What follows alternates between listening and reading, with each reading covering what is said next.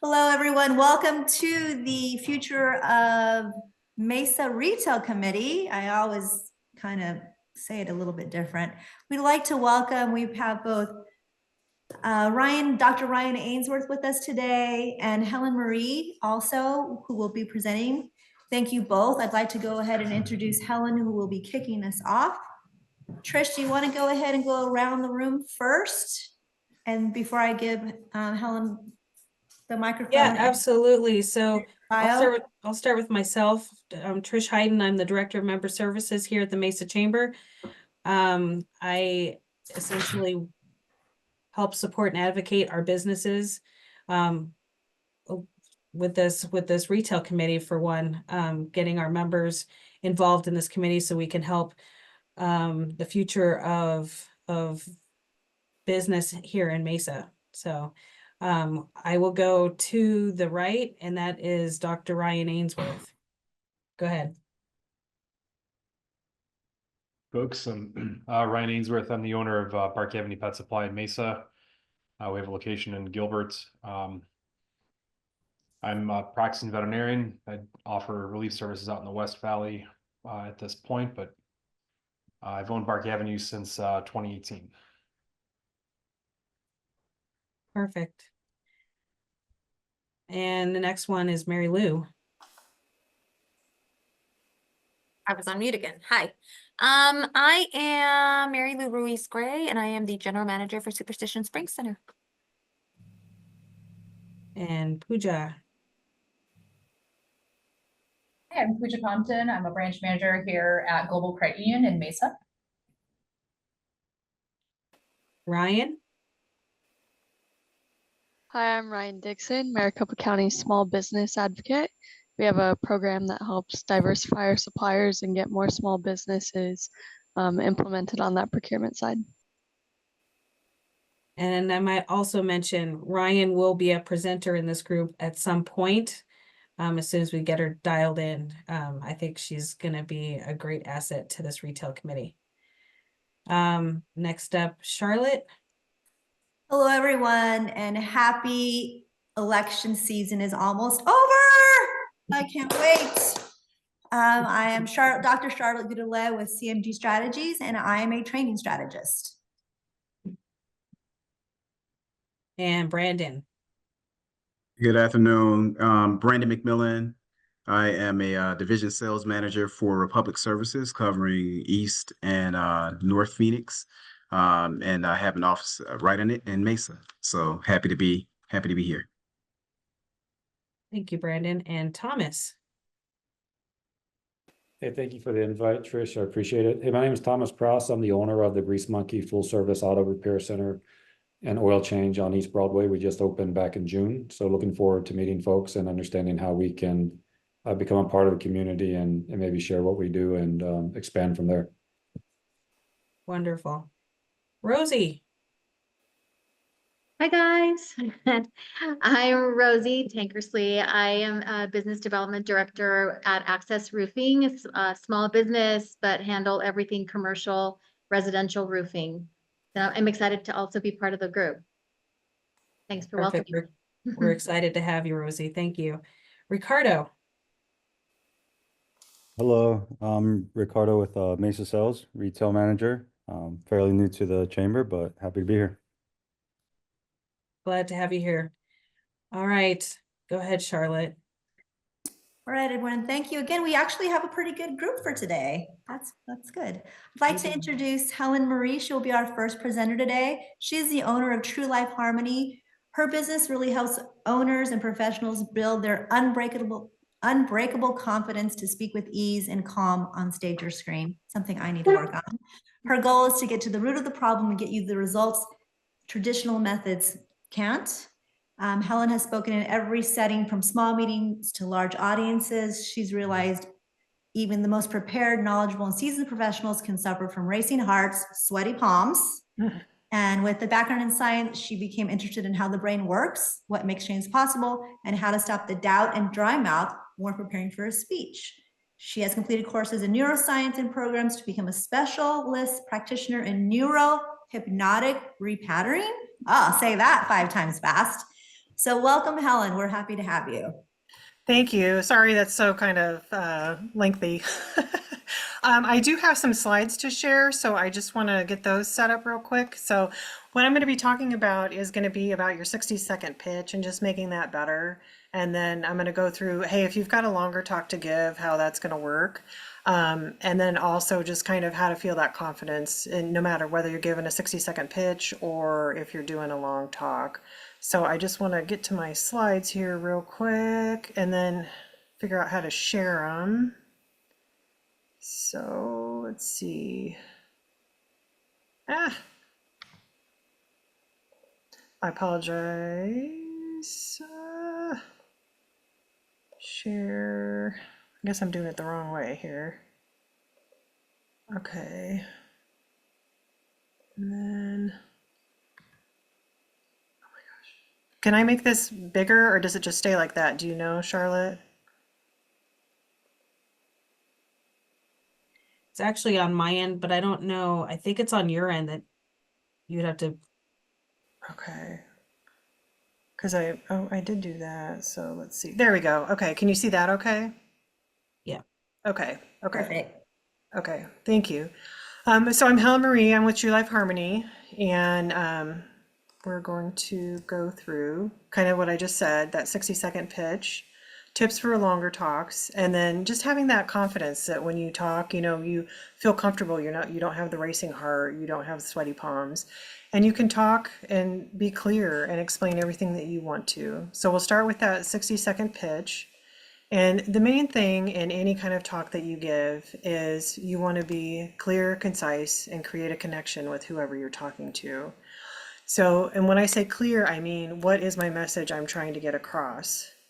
What am I sharing? Who am I talking to? What is the goal of this topic? So that when the person who you're speaking to walks away, they know exactly what you were talking about. So when Ryan gets up here to talk about his business, we'll know, okay, he's talking about his pets and whatever things that he can do to provide for them. Or the gentleman with the grease monkey, we know what resources he has if I need to take in my vehicle. Concise is just talk about what you're going to talk about. Don't bring in all the extra fluff. And then create a connection is I want them to relate to me so they know what I'm providing for them. They see me as somebody who is a resource for them. They feel that connection. And I'll talk about how we can do that. So what do you want to include when you're doing your 60-second pitch? Obviously, you want to state your name and your business. And we all did that. We just got done doing that. But you want to go into a little bit more detail when you're doing that 60-second pitch. You want to describe what you do. What's that product or service you're offering? And in this stage, you really want to start creating a picture for your potential client, your customer, the audience that you're speaking to. You want to have them relate to you what you're offering to them. And you can create a picture through stories and examples and asking them questions. So the next step is to what sets you apart? How are you different from the mechanic shop next door, from the business that's next door that does the exact same thing that you do? And then you also want to talk about the benefits that you offer. So what will they receive when they walk into your shop, your store, your office? What are they going to come away with? And then obviously you want to have a call to action at the very end. That call to action is that last thing that they hear from you before they walk out the door or you end the presentation. So you want to invite that listener to connect with you to, hey, let's do a follow-up. I'll get a hold of you, or here's my card. Reach out to me when you need me. Then and this is optional, is you may want to mention who your ideal customer is. So say you're a baker. Your ideal customer is somebody who loves a certain type of cakes. Maybe they love cannolis. Maybe they love chocolate chip cookies. You want to list who that person is. Now, you don't have to. It kind of depends on the time that you've got. Maybe you deal in insurance and it's the end of the year and you want to get to the people who are on Social Security, you know, who are using Medicare. You want to say, hey, this is my ideal customer right now. And that could change from week to week or month to month. It just depends on the season, what you offer. So here's an example of a 60-second pitch. So, hi, I'm Alex, the owner of Sweet Treat. That's my introduction. That's the business that I have, and this is my name, so you get in touch with me. What do? We specialize in artisanal, handmade pastries and cakes that bring a touch of sweetness to any occasion. So here they're starting to create that picture. Artisanal, it's handmade. These are pastries and cakes, but they're different because they're handmade, they're artisanal. And that brings up an image in your mind, in your customer's mind, which may be different. Hey, maybe they start thinking about, when I was a kid, my mom used to take me to the store on Sunday, and we would go buy these certain types of cookies. What sets you apart? Our unique recipes, crafted from the finest ingredients, ensure that every bite is a delightful experience. That's more of that picture that you're painting for them. And this sets you apart. It's unique recipes, the finest ingredients. We craft them, and every bite is delightful. What are the benefits? Whether you're planning a celebration or simply want to indulge, we're here to make your moment special. So this is what we're offering for you. We're going to make that event, whether you just want to sit on the couch and enjoy one of our treats, or whether it's a 50th wedding anniversary. We want to help you plan that celebration and make that moment special for you. Again, it's another piece of that painting the picture. So they go, oh my gosh, I know the perfect person to do this thing for me. And this is optional. Our best customers are those who love those handmade pastries and cakes. And it may not be you. You may go, you know what, I'm not into sweets, but I have a friend, a neighbor who loves to bake. I bet that person would just love a special treat that he or she doesn't have to make, but I'm going to provide for them. And that last step, let's connect and see how we can add a little sweetness to your life. So I didn't hear anybody in this group that has a restaurant or bakes, but there are ways to use these steps to include in your business. So when you do your pitch, this is just, kind of a guideline for you. What are some things that make us stand apart? How do I create that picture in someone's mind so that they'll remember me when they need services like mine? And they'll come back to me because I have created that connection with them. So here are some things that you want to avoid. You don't want too much detail, too much jargon, because that can overwhelm your listener. And technical terms, unless you know the group that you're talking to, it might confuse them, or they might just kind of drift off and be like, you know what, I don't understand what this person is talking about. I obviously don't need their help, because they're talking over my head. And you don't want to be too vague. You don't just want to say, hey, you know what, I can fix your car, when really you're a transmission shop. Or, I can help you start your business, when really you write the proposals. So you want to give them enough information that they can understand what you can offer, but don't be too specific or too technical with them that it overwhelms them. And also you want to make sure you tailor it to your audience. So you want to provide examples. Again, if you go back to, hey, I'm talking to mechanics here, I can be more technical, and I can bring up a story that relates to, that these guys can relate to, these ladies can relate to. If I'm going to go in and fix their car, I can tell them, hey, I use these tools. If it's somebody who doesn't know anything about fixing a car, you want to stay a little bit more generic in your example. I had a lady come in last week who was in the exact same position as you, and I was able to help her out in her situation. So when you're giving your 60-second pitch, you can use that example. I'm going to go a little more generic, or I'm going to go a little more specific based on that audience. And you always want to focus on the positive aspects of your business and never criticize any competitors. So you may not like the food at the restaurant next door, but you don't want to talk about that. You just want to talk about how wonderful it is and what you can offer at your place of business. So all of the things that we just talked about in that 60-second pitch also apply to networking events. Anytime you give a presentation, whether it's 10 minutes, 20 minutes, 45 minutes, whatever it is, you can still use that as an outline, that 60-second pitch, but there's a few extra things that you want to include as well. So you always want to be clear, concise, and create a connection. And then in your presentation, just limit it to 3 points. If you start getting into more points, you may have to go up to 5. Some people, it depends on if it's a little bit longer of a talk. But you want to be very specific with your points. Make sure they make sense to what you're talking about. It's a good idea to keep it to 3 if you can, but if you have to go longer, that's fine. And then again, make it memorable. Create those pictures. Add in stories. Ask questions.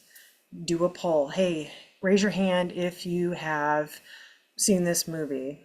And then you can talk about that movie. You know, oh, you remember that scene in this movie?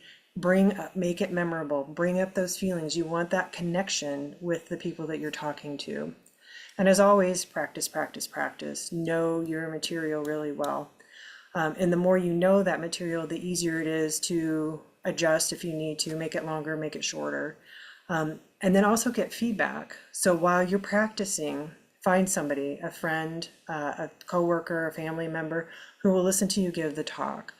And as you do it, have them write down some pointers. Hey, I didn't understand this piece of it, or it would make more sense if you rearranged it and put your points, you know, put point number 2 in your first position.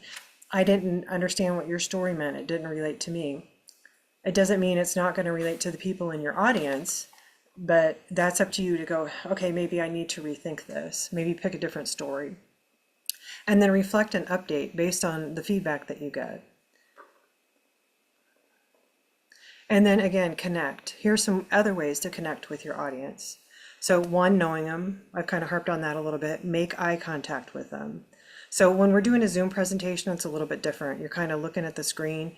Right now you're looking at my presentation, so I can't even see everybody, but I can look at the camera. And that creates a little bit of a connection because now you see me looking at you through the screen instead of me looking at my presentation. And if you've got the big group of everybody there, then they can look at you while you're looking at the camera. And and everybody knows, okay, they're looking at the camera, but it does create a little bit of a connection. And if you're doing like a one-on-one with a client, or you're doing a presentation, you know, with your networking group, then you want to look at everybody, just kind of go around the room. If it's too big and you can't hit everybody, that's fine. But you don't want to stop and stare at somebody because it'll make it kind of a little bit awkward, you know, and then somebody might feel a little embarrassed and they'll look away and you'll break that connection. But if you do it for a few seconds, you make a point, you move on to the next person, you make a point, you move on to the next person. Use your voice. If you want to really emphasize a point, change the pitch of your voice, raise it up a little bit, make it a little bit softer.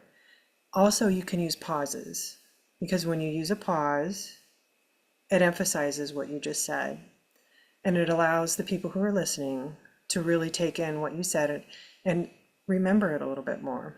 If you're telling a story, that's a great time to pause, is right when you're done. And be yourself. You know, people want to do business with people they can relate to. And if you're just pushing, hey, come buy my product, hey, come use my services, you know, people tend to shut down a little bit and you lose that connection.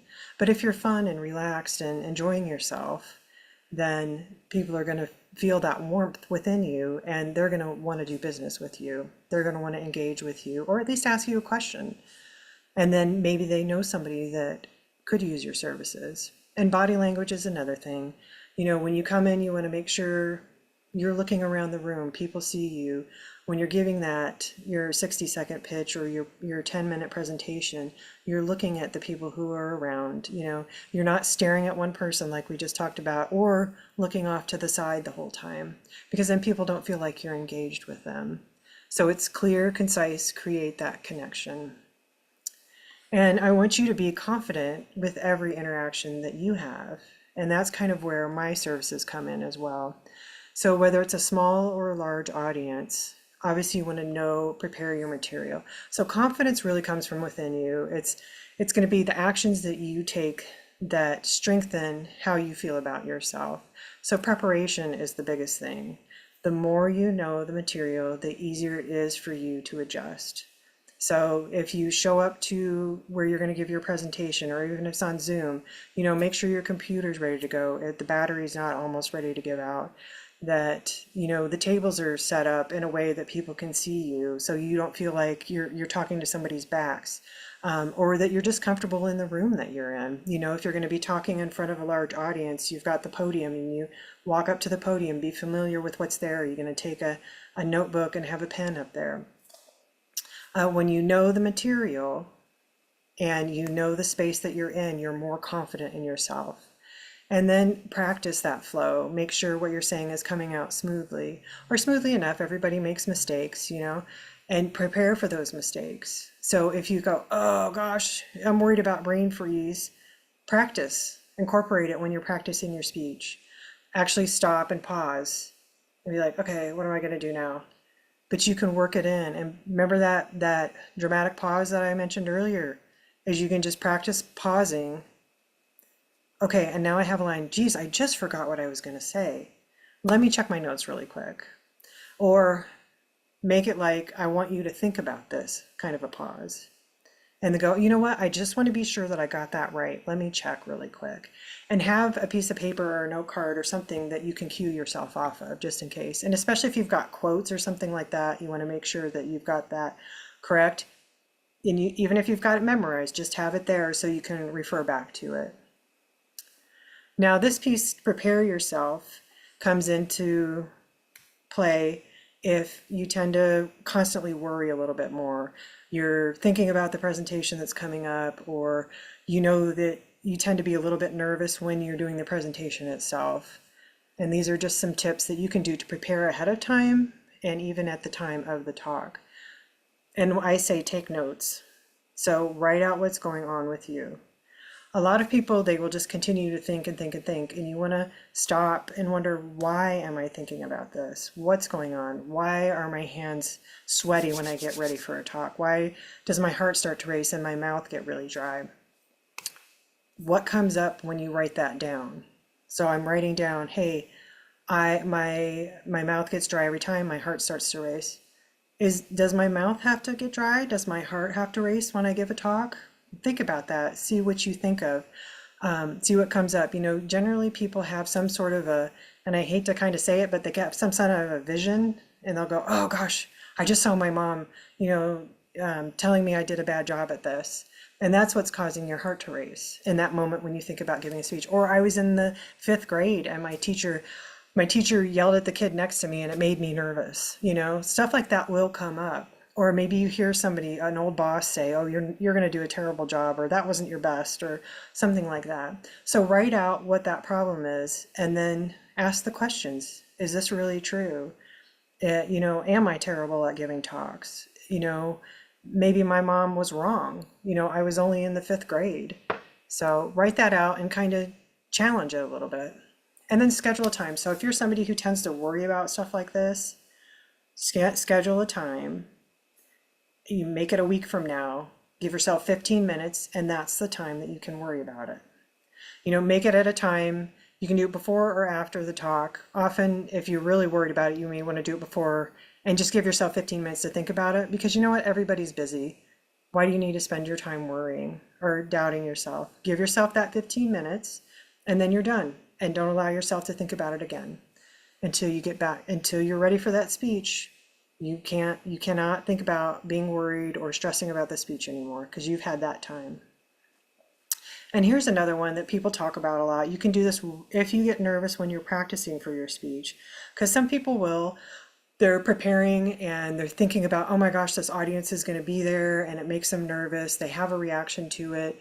You can do, there's a couple different types of breathing techniques that you can do. One's a physiological sigh. And that one is just a nice long deep breath in and then a real quick short breath. So you just go, and then that long breath out. And then the box breathing. And the box breathing is just breathe in 4 seconds, hold for 4 seconds, breathe out for 4 seconds, and then hold for 4 seconds. And you can do both of those a few times. And those engage, and figure out which one works for you. Those engage like a natural relaxation in your body. So you can do that while you're preparing for your speech. And if you do, I mean, if you're somebody who's really stressed about it and thinking about the audience and that kind of stuff, schedule the time and then work on your breathing.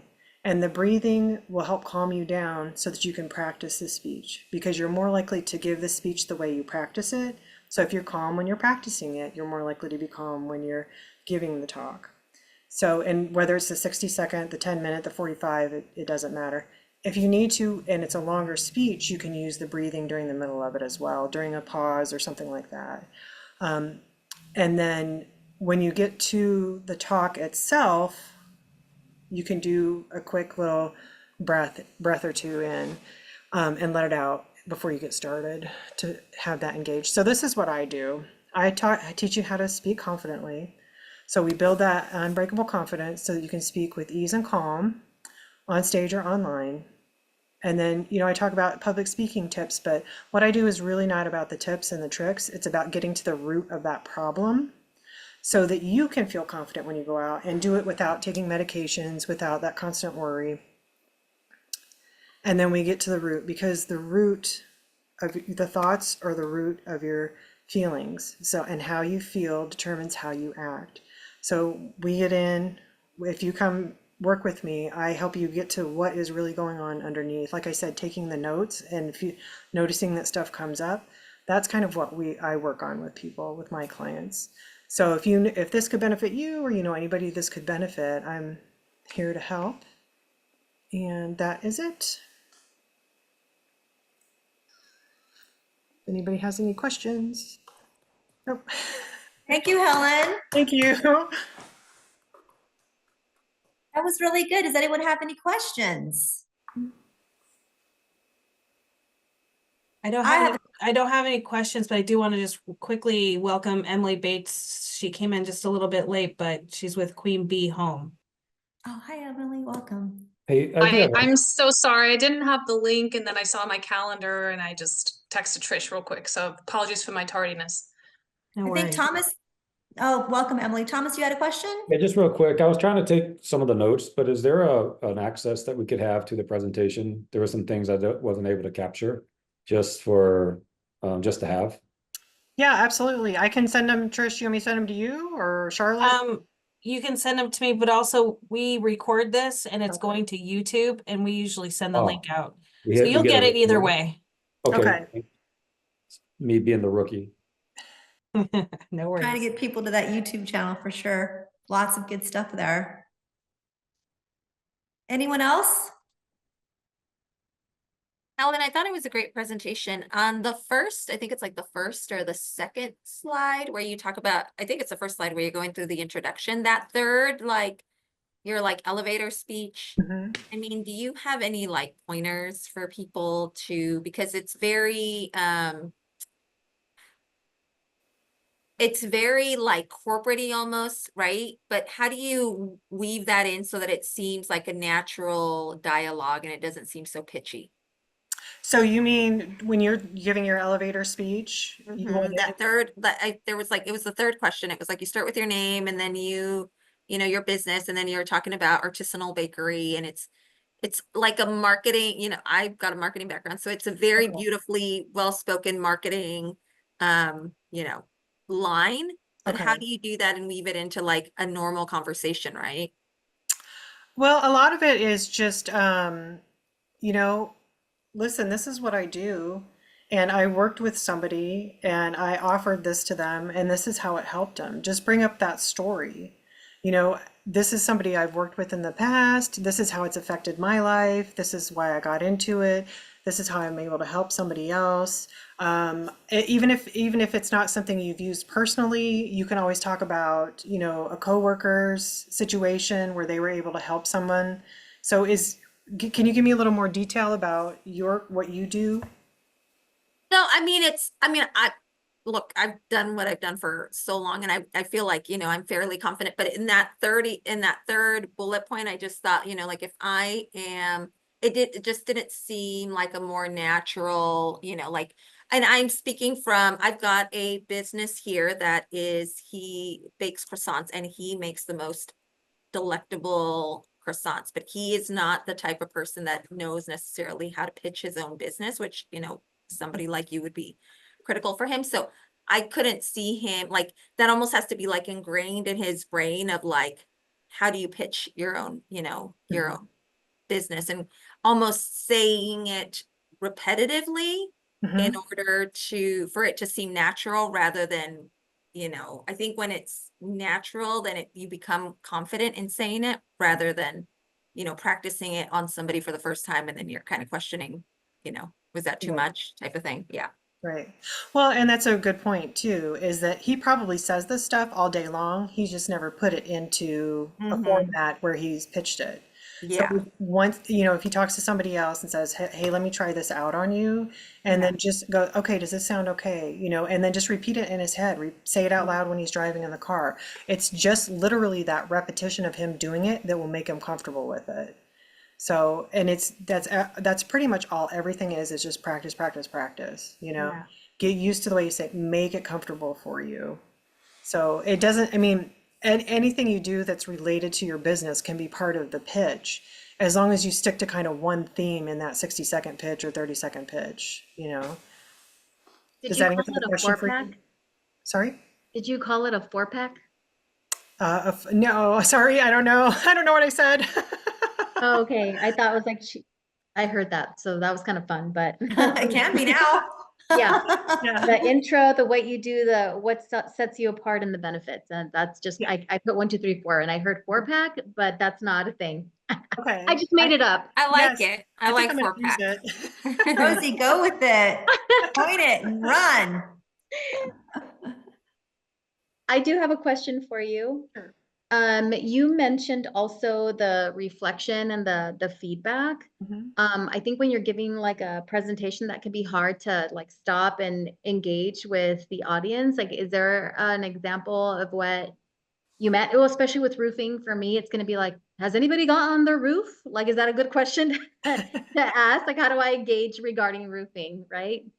Yeah, well, when you're speaking, you're going to look at the audience and they're going to see you can kind of look and see your people looking down. Are they looking out? Do they look interested? Do they look bored? You can kind of get that feedback, and then also ahead of time talk to somebody who maybe isn't as familiar with it, and get their feedback and say, hey, does this resonate with you? I mean, a good question could be is how many people have leaks in their roofs? How many people have struggled to find somebody they can depend on? Something like that as far as roofing Okay. goes. Yeah. Okay.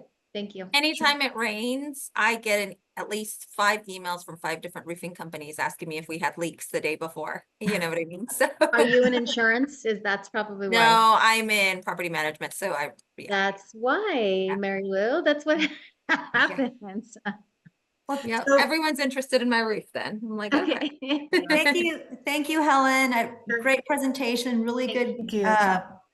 back and forth with the group, great engagement. Thank you. But I do want to go ahead and again, thank you again, Helen. Your information will be available on the YouTube channel. Trish will be handling that. But I would like to go ahead and switch gears. And if you have more questions for Helen, you also can put them in chat or email her directly. Thank you so much. We have a few minutes we still have a good 25 minutes. I'd like to introduce Dr. Ryan Ainsworth. He is our second presenter today. Dr. Ryan, thank you again for presenting today. He purchased Bark Avenue in 2018, which included Bark Avenue Animal Hospital, Bark Avenue Pet Resort, Bark Avenue Pet Supply, and he sold the Animal Hospital in 2021 and the Pet Resort in 2024. Bark Avenue Pet Supply has expanded to Gilbert in 2021, and he has been a veterinarian for 16 years and currently offers relief services in the West Valley. Welcome, Dr. Ryan Ainsworth. Thanks for having me. I do have some slides I'd like to share, so I'm going to share my screen here if I can. There we go. Okay. Can you all see this okay? Excellent. Okay. So this is our logo for Park Avenue Pet Supply. As you mentioned, I purchased Park Avenue in 2018. That was my third practice that I had purchased, and I bought my first practice in 2014 at Mesa Northeast, and then purchased Noah's Ark in 2016, and then Park Avenue in 2018. We built it from 1 doctor to 10 doctors, and it's a rather long story, but I sold them in the animal hospitals in 2021 and held on to the resort and the pet supply. Offloaded the pet resort in about 4 months ago, and have every intention on keeping the pet supply stores for as long as I'm having fun, to be brutally honest. Being a business owner for 10 years, you learn lots of lessons through the school of hard knocks.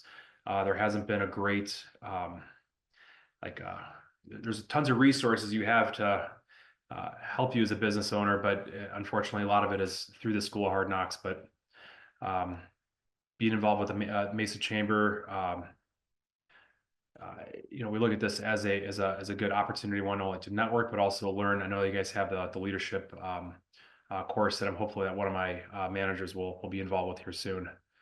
But this is the animal hospital here. So our purpose statement here. So we exist to challenge the standards in the pet care industry, always raising the bar to create exceptional experiences by partnering with pet parents, provide education, comprehensive pet care, giving back to our community partners, and by providing a place where an employee can grow in the pet care industry and find fulfillment in what they do. So our vision statement, we want to expand our paw print, become a pet household name throughout the community, providing leadership and career opportunities for our growing, incredible, talented team. I would like to expand other areas of the Valley. There's a lot of factors that are involved with that about whether leasing or purchasing real estate, but we do plan on growing, but slowly but surely. What we value at Park Avenue. So one, we try to pause to connect from creatures to clients and colleagues. We cherish the connections we create. So our staff is well trained on acknowledging people when they walk in, getting to know our clients, and doing everything we can to help our clients meet their pets' nutrition needs. Two, we look to lend a paw. So we look for opportunities to jump in to support our pets, clients, and our teammates. And we're all about promoting the positive. So we tackle challenges with a positive attitude and outlook, and find constructive solutions and seek opportunities to innovate. So essentially, this is kind of how our flywheel on what drives our company and how we look to grow. So of course, we want to attract customers and keep those clients. We train our staff about nutrition. Being a veterinarian, I have nutrition training. There's also lots of nutrition courses our staff take online. Sorry, of course, I got 4 dogs that bark when a fly hits the wall. Excuse me here, but our staff are very well trained with dog and cat nutrition. Offering expanded services, what that means is we look for areas where we can help fulfill the needs of our pet parents by, for example, in the Gilbert location, we have self-dog washing stations. When I had the resort, we offered daycare, boarding, grooming, and of course, veterinary services. So any product that we bring in, we want to make sure that it's a quality product. We're not looking to bring in products that are, excuse me one second, sorry, hang on one second.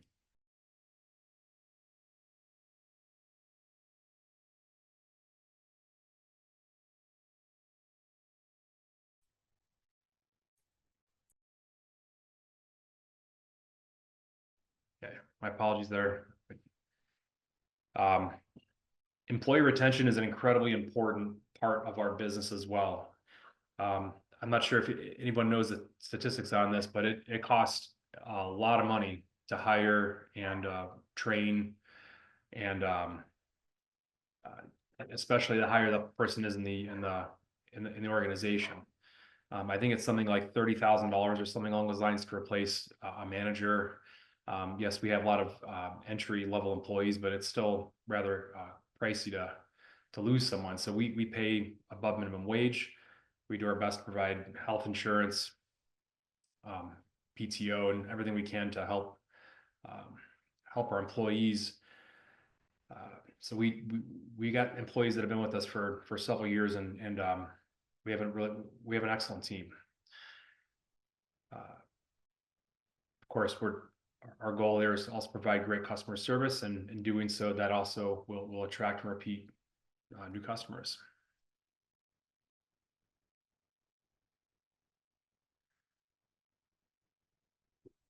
We went through if you guys have heard of EOS, or Entrepreneurial Operating System, we went through something similar called Pinnacle, and we really took a lot of time to figure out what is our strategy in the pet retail space. And this, we came up with acknowledge the customer, which is, we underlie knowledge that our staff are very competent.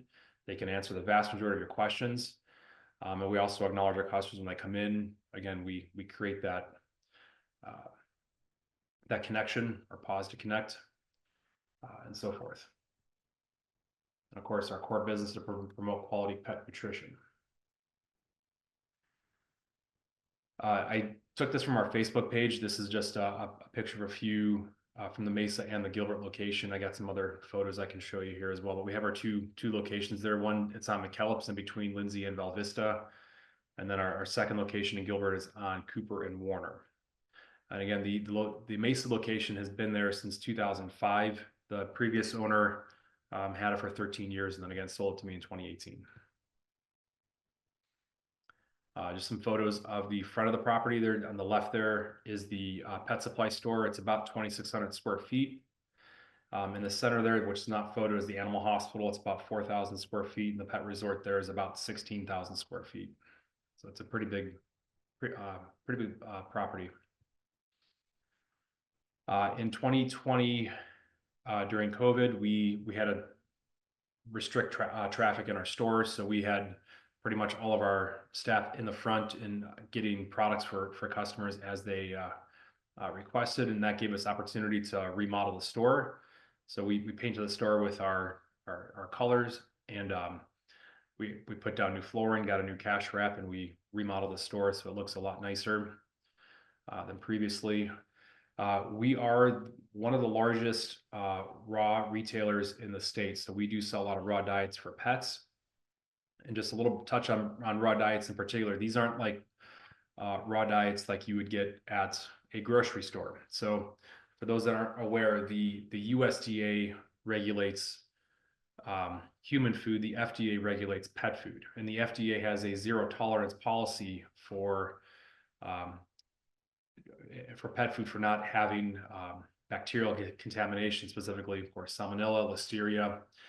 And kibble tends to have more recall than raw diets. A lot of these companies will use what's called high pressure pasteurization to essentially sterilize the food, so that way it kills any pathogens. And some of these companies, like Instinct, they will culture the food 10 times before it even gets out the door. It's incredibly rare to have a recall in the raw food industry. And sometimes those recalls actually put some of these businesses out of business. So it's very important to make sure they're providing a very safe diet for the consumer.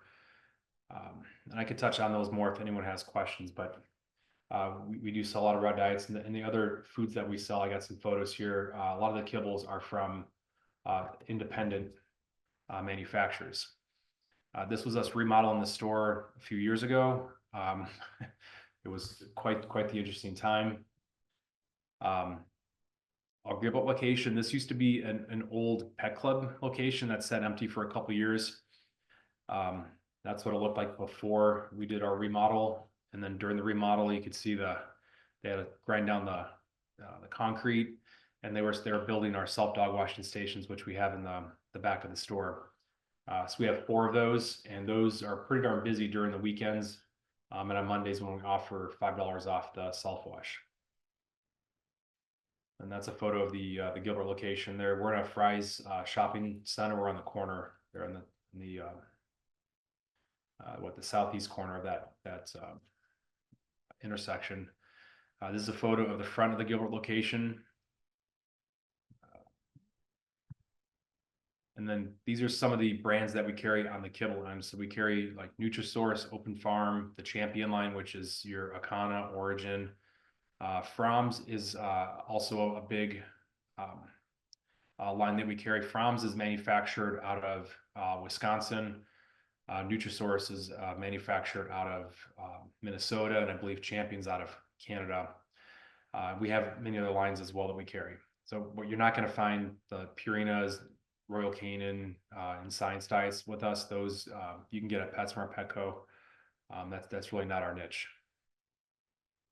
And these are some of the raw diets that we carry, like Primal, Small Batch, My Perfect Pet, Wussy Raw, a few others like Northwest Naturals, Instinct, and such. So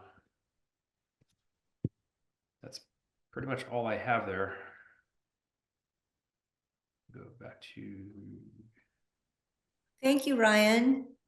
that. So in listening to this presentation, it sounds like you've been going through a lot of growth and restructuring over the past couple of years. And Yeah, as so a business owner, any guidance or anything that you'd like to say as a business owner to other business owners, how that's been? yeah, so I at our peak we had almost 98 employees, and that was between the 3 animal hospitals, the pet supply, 2 pet supply stores, and the pet resort. And it got a little chaotic. I had 2 small children at the time. My kids now are 6 and 8. Offloading the animal hospitals allowed me to spend more time with them, so I have no regrets doing so. And the pet resort, you know, it's a lot of work with that, where, you know, there's a lot of responsibility with that, and if something goes wrong, it can go wrong really badly. Not that we didn't deal with that on a regular basis. We had very well managed, very well staffed. To be honest, I wanted to focus more on the pet supply stores. I'm down to 11 employees now. So I have jokingly say I got hit with the entrepreneurial bug, and once you get hit with that bug, it's pretty hard to shake what it injects in you. And, you know, I really enjoy building a business, growing it, and growing the people within our business as well. So I take a lot of personal pride in bringing somebody on who doesn't have a lot of experience, training them up, finding their potential, and seeing what makes them happy, and then elevating them. And you know, if someone could be with you for a long time, you take pride in that, but not everybody is going to be with you their entire career. So anything we could do to help them out and help them grow in anyways. I have a quick question. Yeah. Going from the animal hospital to the pet resort, when you had your store, because it doesn't come naturally to the merchandising piece of it, how did you know how to set up your store? How do you know what sells and what to put out there, or if something isn't selling, so you gotta put it out in the front? How did you get all of that knowledge? So merchandising is an art. There's a good book that I read recently called Why We Buy. It doesn't quite reveal the art of merchandising, but essentially when you walk into a retail store, everything on the right is the prime real estate. So like, if you ever notice this, when you walk into any store, you generally look to your right when you first enter. So in the Mesa location, all of our freezers are on the right side when you enter. And if you try to put anything by the door, you know, people tend to see it as they're walking out. So if you have something you really want to sell, you don't put it right next to the door on the left side, it's never going to sell. We have a POS system that also tracks our sales and tells us really what's moving and what's not. So if there are items that aren't, we will of course discount them, mark them down, and not carry. We are working with a marketing company to help us promote certain lines at certain times of year. We just had a very big anniversary sale 2 weeks ago. You know, between the 2 stores, I mean, we're doing about, you know, 45,000 or so in sales, and that helps. That's because of their help promoting our products and business at that point. Gotcha. Thank you. Thank you. If people love their pets, I'm having, a dog keeping my feet warm right now. Preface that. I'm sorry, what? So people love their pets. My dog is keeping my feet warm for me right now, so that when I was thinking about your pet resort and how things could go wrong so quickly, because, our pets are part of our family. So I'm thinking it's like taking your kid to daycare, dropping your puppy off or your dog off. We had a few dogs that would get bit on occasion, and yes, I do have unfortunately some bad stories about owning over 6 years, but those were very few and far between. The vast majority of dogs that came to us went out happy and healthy like they did when they came in. But there's yes, there's a lot of liability in owning one of those businesses. And, you know, if you go like on Rover, sure, if you ever used Rover, some of those folks that say they offer, you know, pet boarding at their home, you should always ask them if you're using them, if they're licensed, bonded, insured. Be amazed at how many are not. And do they go through the training of do they know how to handle dogs? Do they go through how to recognize dog behavior? But That's good to know. I didn't ever thought about that. We have looked at Rover before. I would not have thought of that. yeah, there's a lot of, the thing about pets is there's, you know, everyone and their grandma wants to be in the animal industry. I mean, look, I have jokingly say, and I know it's being recorded me on YouTube, it's like, who do you tend to get along with more, person or your dog? You know, who's wagging their tail when you walk in the door? I got 4 dogs that are, you know, greet me. Of course, my kids will greet me on occasion, but there's and like you said, pets are our family, and more people are having pets than they are kids nowadays. So this industry is only going to keep growing. One thing I wanted to bring up before you mentioned about like kind of advice for business owners is that anybody in any leadership position should be in a peer leadership group, whether that's through a peer leadership group through your industry, either provided by your company or a business affiliation. I belong to a group called Vistage. If you haven't heard of, like, it's similar to like YPO, which is I believe the Young Presidents Organization, or EO. But Vistage is a peer leadership group of CEOs, business owners, and C-suite executives that we meet once a month, and we bounce ideas off each other. I half jokingly say it's an expensive book club, but I tell you, the resources that we get out of that, and the knowledge that we get about ourselves and how to be better leaders is it's unbelievable. And if, of course, public speaking is not my strength, so Helen, I appreciate what you do.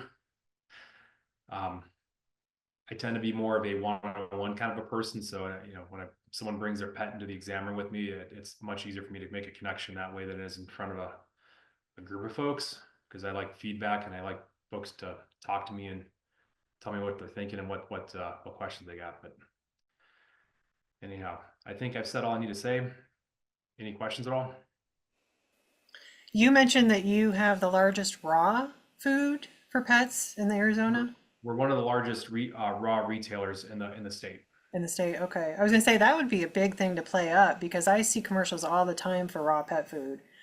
So people are familiar with it. I think it sounds like it's getting more common, more popular. People, you know, are looking for something good for their pets. They want healthy pets, you know, live a long life, and that's a big part of it. 100%. I'm sure you saw the farmer's dog ad that came out in the Super Bowl earlier this Yeah. year. They spent like $5 million, something like that. And a lot of folks that have the dogs on farmer's dog, it's not bad food. It's really expensive. And so we have diets that are very comparable. We have gently cooked diets if someone does not want to do straight up raw. And those diets are often half the price of what farmer's dog. That's something unique about you. So definitely. I appreciate that. Yeah, yeah. And I think your store in Gilbert is like right next to my house. Oh, cool. I've passed that store. Yeah. We pride on how the stores look. I'm a stickler for presentation. The staff knows that, you know, like there's downtime, they're cleaning, they do, our staff does an amazing job keeping the stores looking impeccable. It's a beautiful store, yeah. So Appreciate it. yeah, thank you. All right. Well, thank you, Helen, and thank you, Dr. Ryan. We certainly appreciate both of you presenting today on your topics and love the pointers from both of you. Trish, did you want to add anything to today's meeting? If we could just do a quick circle around, if there's anyone having any sort of promotion in their business that would like to share that, now is the next few minutes that you could jump on and talk about your business for 20-30 seconds. Hey Trish, I just have one thing. Sure. We don't we're not running any special promotions. We did a grand opening about 2 weeks ago, so that those promotions have already ended. However, I noticed, I heard Rosie is with the roofing company and Mary Lou, the property management company. One of the things we're working on with the community is getting out and sharing our fleet programs. So we do all the preventive maintenance for retail customers or your traditional automobile owner. And then we also have special rates and programs for our fleet customers. So we hope to be able to share more about that later on, but just for the folks who are on, if you have fleets, we do provide the preventive maintenance services, you know, AC, transmission, engine flush, et cetera, for fleets as well, which is, you know, more of a discount than a normal customer who comes in every 3 or 4 months. I'd be more than glad to share any information on those programs. Thank you, Thomas. Thanks. For me, mentioned I was with Republic Services earlier. Some people may know who we are, what we do, maybe not, but we are in the hauling and trash industry, and we service. We're in all 50 states, but we service all of Mesa as well. So if you're in the need of you know, your trash pickup from a commercial standpoint, as well as construction sites, things of that sort, we are a #1 provider in the nation. And we have several locations to make it easy for us to ensure that we are, hauling your trash pickup on time. So I'd definitely be more than happy to have those conversations on the side as well when the need arises. Thank you, Brandon. Can I share mine? Go for it. Awesome. It's not so much a special promotion as much as it is a reminder that it's always free to sign up to be a vendor for Maricopa County and to bid on our solicitation. And as you know, small business owners, I'd encourage you all to do that and also check out our small and local certification because it gives you a leg up on those bids. So nothing but an advantage for you. Thank you, Ryan. Of course. All right, we are at time. Everyone enjoy your evening. I'm not sure how many of us are going to go watch the poll results. I'm going to try to stay away, but I probably will be watching. And have a great afternoon, everyone. We certainly appreciate all of your attendance today, and our presenters certainly appreciated that. Thank you. Take care. Thanks, guys. Thank you, Trish. Thank you, Bye. Charlotte. Thank you.